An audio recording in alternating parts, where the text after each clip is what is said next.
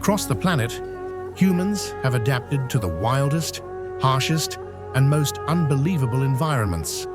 From people who live among the clouds to nomads of frozen steppes, guardians of deserts and jungles, these are not just survival stories, but testaments to human creativity, resilience, and spirit.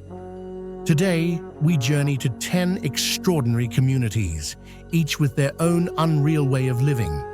From the savannas of East Africa to the treetops of Papua, from the peaks of Pakistan to the heart of the Amazon, join me as we discover the extraordinary. And make sure to watch until the very end, because the final tribe might just change the way you see our entire planet. The Maasai of Kenya and Tanzania. We begin in the golden grasslands of East Africa, where the Maasai have lived for centuries, not as settlers, but as guardians of the land. Draped in brilliant red shukar robes that blaze against the horizon, they move with their cattle across Kenya and Tanzania, living in harmony with lions, elephants, and the rhythm of the earth. But what truly sets them apart? Their unshakable traditions. Young Maasai warriors, the Morans, perform the adumu, a hypnotic jumping dance that seems to defy gravity.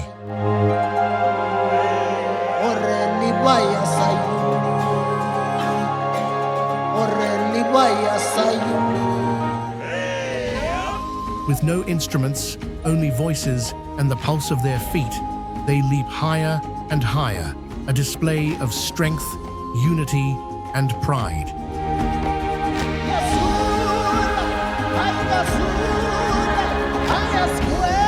And when the sun sets and darkness falls, the Maasai create fire, not with matches or lighters, but with sticks, friction, and ancient knowledge passed down through generations. It's not just survival, it's ceremony, it's identity.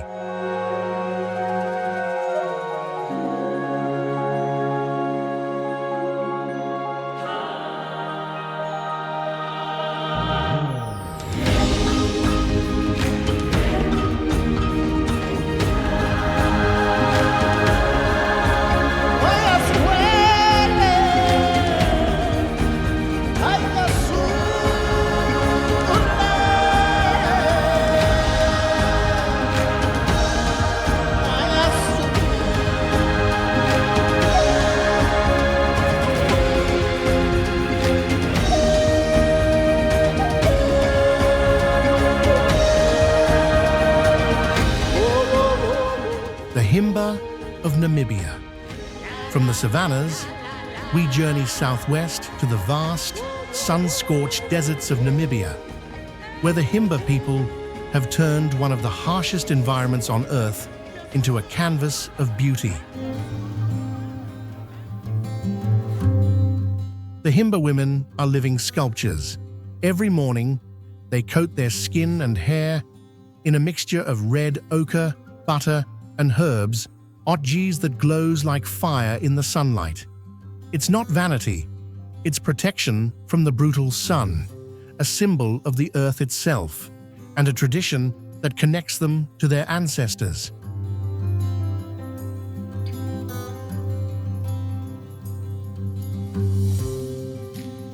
In a land where water is sacred and scarce, the Himba have redefined beauty. Their jewelry, braided hair, and ochre-painted skin tell stories of age, of status, of belonging. In the desert, they've created elegance, where most would see only emptiness.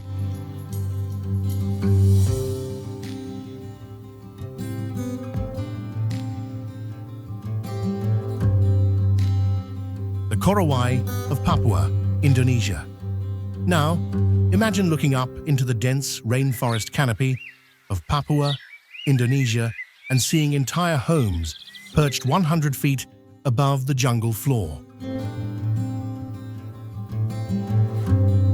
The Korowai people are among the last tree-dwelling communities on Earth. Their homes, built from wood and sago palm leaves, sway gently in the wind, suspended high above crocodiles, wild boars, and the damp forest ground. These aren't simple shelters. They're architectural marvels, built without nails or modern tools, using only vines, branches, and generations of knowledge.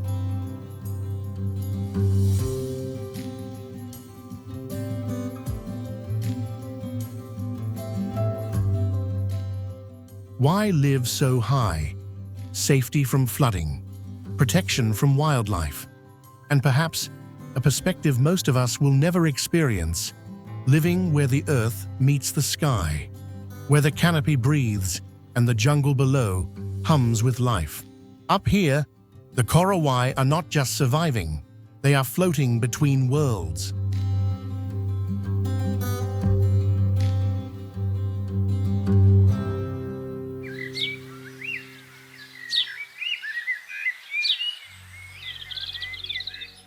The Kalash of Pakistan. High in the snow-capped Hindu Kush mountains of Pakistan, there exists a community so vibrant, so distinct, that it feels like stepping into another era. The Kalash people are one of the smallest indigenous groups in the world and one of the most unique. Surrounded by Islamic culture, they remain fiercely polytheistic, worshipping nature gods, celebrating festivals filled with music, dance, and wine, and wearing dresses embroidered in electric colors, reds, greens, yellows, that burst against the stark mountain landscape. Their festivals, like the Chilam Joshi, are explosions of life drums echo through the valleys, women spin in traditional dances, and for a few days, the mountains themselves seem to celebrate.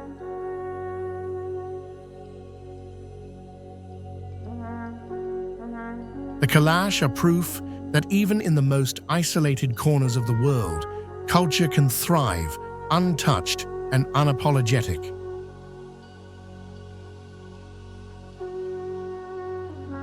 The Kazakh of Mongolia. From mountaintops, we descend into the frozen wilderness of Mongolia, where winter temperatures plunge to -40 degrees, and yet life continues. The Kazakh eagle hunters are nomads of ice and wind, but they don't hunt alone. Perched on their arms are golden eagles, massive birds of prey with wingspans stretching over 7 feet. These hunters train their eagles from birth, forming bonds so deep that the birds become extensions of themselves.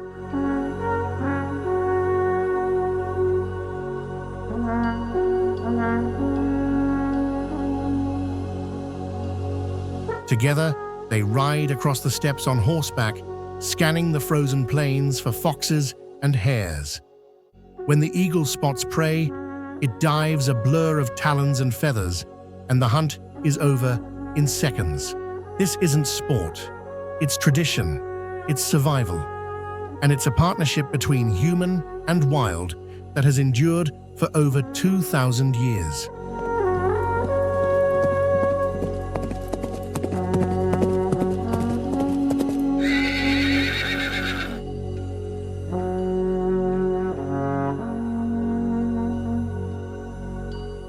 The Chimbu of Papua New Guinea.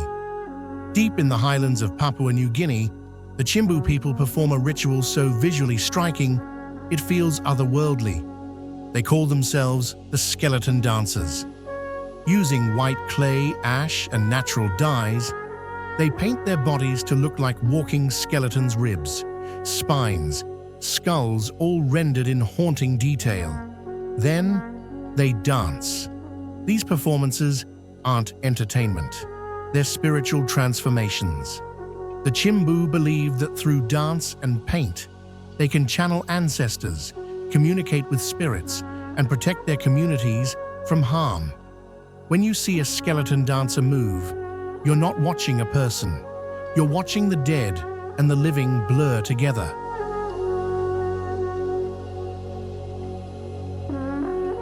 Now, we leave solid ground entirely and dive into the turquoise waters between the Philippines Malaysia, and Indonesia, where the Bajau people have lived for centuries, not on land, but on the sea.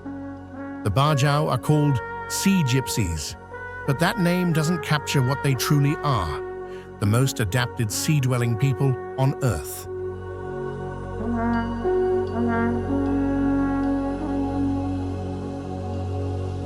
They spend most of their lives on boats or stilted houses built over coral reefs. Many Bajau children learn to swim before they learn to walk. But here's what makes them absolutely unreal. Bajau divers can hold their breath for up to 13 minutes and dive to depths of over 200 feet without any equipment. Their bodies have actually evolved. Studies show their spleens are 50% larger than average, allowing them to store more oxygenated blood. Their eyes have adapted to see clearly underwater. They spearfish, harvest sea cucumbers, and navigate by reading the currents, the stars, and the behavior of marine life. To the Bajau, the ocean isn't a barrier, it's home. They don't just live near the water, they live in it, as fluidly as the fish they hunt. In a world obsessed with land and borders, the Bajau are a reminder that humans can belong anywhere, even beneath the waves.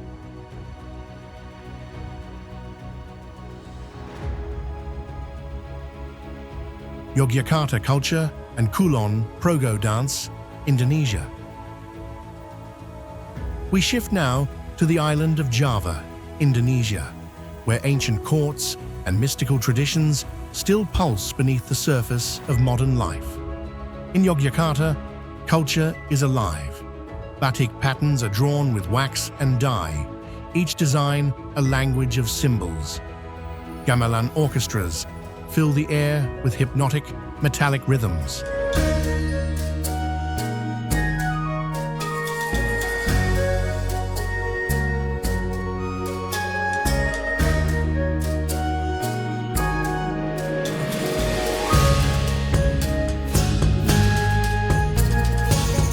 And in the hills of Kulon Progo, dancers enter trance states during sacred performances, kuda lumping, where performers become possessed, moving like warriors, eating glass, walking on fire. This isn't theater, it's communion.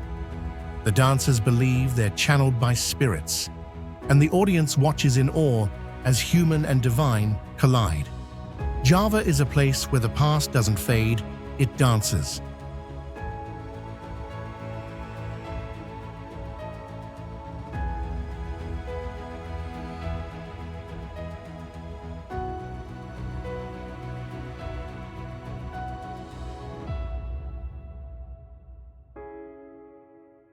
Brøndby, Haveby, Denmark.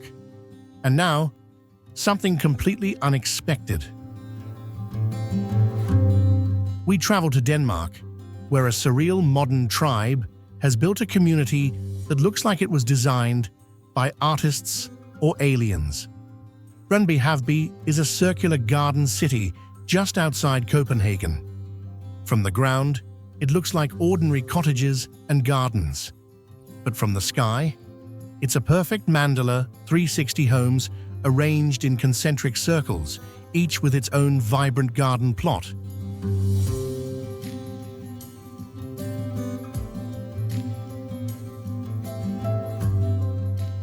This is modern tribalism.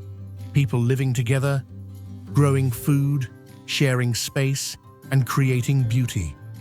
In a world that's increasingly disconnected, Brøndby Haveby is a quiet rebellion, a return to community, nature, and design that makes you stop and stare.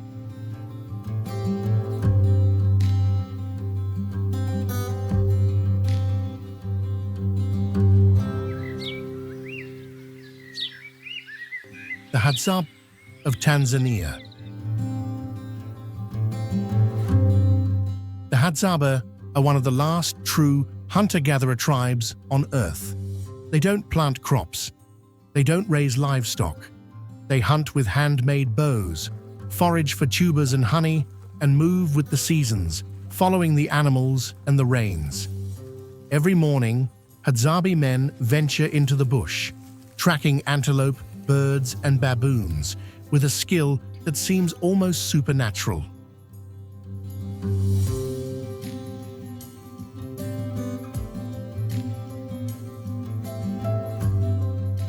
They read the land like a book. Every footprint, every broken branch, every shift in the wind tells a story. But here's what makes them truly unreal. The Hadzabe own nothing, yet they lack nothing.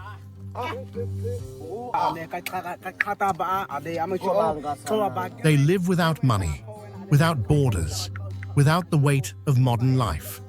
They are free in a way most of us will never experience. And as the world rushes forward, the Hadzabe remind us of something we've almost forgotten, that humans once lived in total harmony with the earth. And perhaps, if we listen, we still can.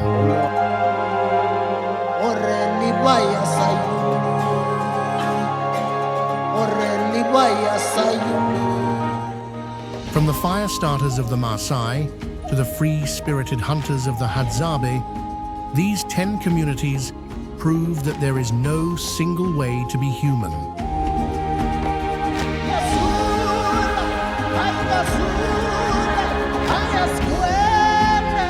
We are adaptable, we are creative, we are unreal. Each of these tribes carries knowledge that has been refined over centuries, ways of living that modern society has largely forgotten. They remind us that technology isn't the only measure of progress, that beauty can exist in the harshest places, and that true wealth isn't what you own, it's how you live. So the next time you think you've seen it all, remember, there are still people living in trees, hunting with eagles, painting themselves as spirits, and thriving in ways that defy belief. The world is far stranger, far richer, and far more beautiful than we ever imagined.